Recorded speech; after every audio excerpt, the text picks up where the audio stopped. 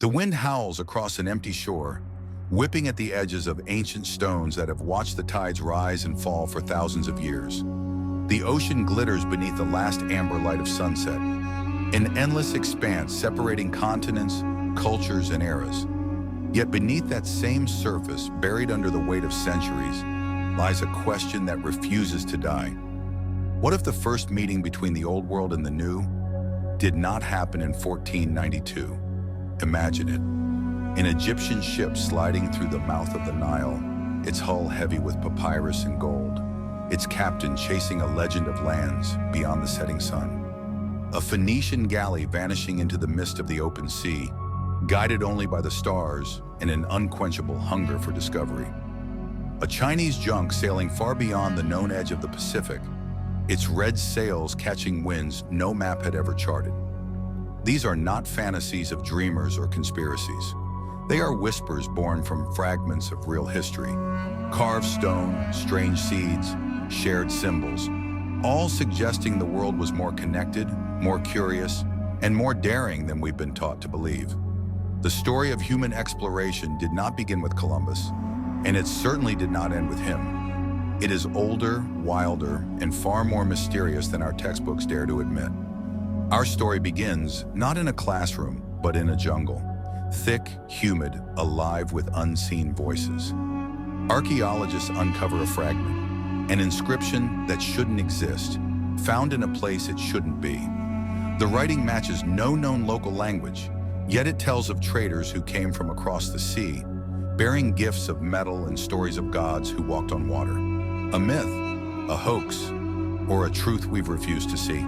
Across the world, artifacts whisper similar stories. Maps carved before continents were discovered, statues with foreign faces, seeds from lands thousands of miles apart.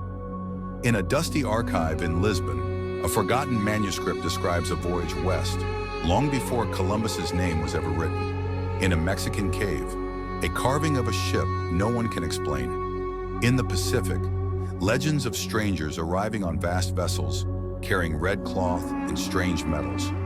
Pieces scattered across oceans, continents, and time, all pointing to one unsettling possibility: that our ancestors crossed the world's widest waters long before we think. If true, it would rewrite not only history, but identity, the story of who found whom. But history guards its secrets well. To uncover them, we must travel back to the dawn of civilization, when the seas were roads of myth and courage. Picture it. The docks of ancient Carthage, the air thick with salt and ambition. Sailors boast of islands beyond the horizon, places rich in trees, animals, and gold. Their maps end where their dreams begin. Meanwhile, far to the east, the Egyptians chart their own voyages of mystery. On the temple walls of Deir el-Bahari, Queen Hatshepsut's artists carved the tale of a voyage to Punt, a land of gold, myrrh, and strange beasts. But where was Punt? East Africa? Arabia? Or somewhere farther still? In the 1990s, a scientist tested Egyptian mummies and found traces of nicotine and coca leaf, plants native only to the Americas. Contamination, some said. But the tests were repeated, and the results remained. Could trade goods or travelers have carried these plants across the ocean long before Columbus? Meanwhile, another people ruled the waves. The Phoenicians, merchants of the ancient world. They sailed beyond the sight of land, beyond fear itself. Herodotus claimed they circled Africa, centuries before European explorers dared to try. If they could circle a continent, could they not also ride the currents west? In 1929, explorer Philip Beale proved it could be done. He built his ship with ancient tools and sailed it from the Mediterranean to the Americas. He didn't prove they did, but he proved they could. And so, the Atlantic's mystery deepens. But while one ocean guarded its secrets, another waited on the other side of the world. The Pacific. Here too, whispers of contact survive. In myths, in art, in blood. Ancient Chinese records speak of distant lands across the sea, of explorers who vanished beyond the horizon. One name stands out: Xu Fu, the court alchemist sent by Emperor Qin Shi Huang to find the elixir of immortality. He sailed east with thousands of men and women and vanished. Some say he reached Japan. Others claim he sailed even farther. Far across that ocean, in the Americas, another mystery waits. The Olmecs, the mother civilization of Mesoamerica. They carved faces from basalt, faces some said looked foreign. Were these depictions imagination or memory?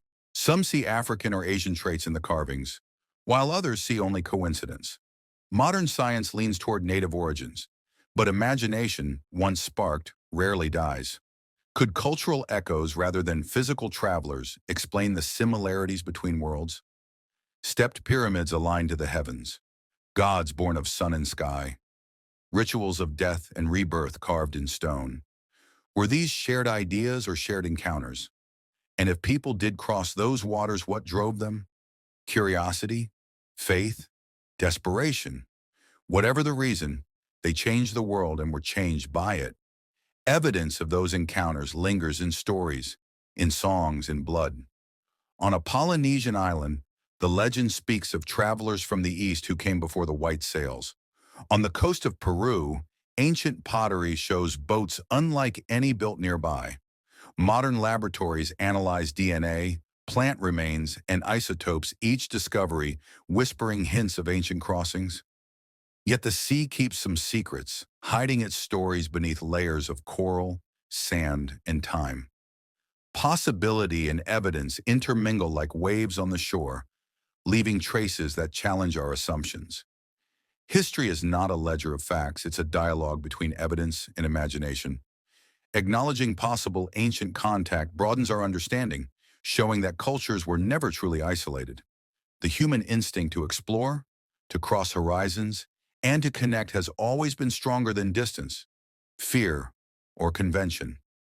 The story of pre-Columbian contact may never be complete, but the pursuit enriches our understanding of what it means to be human.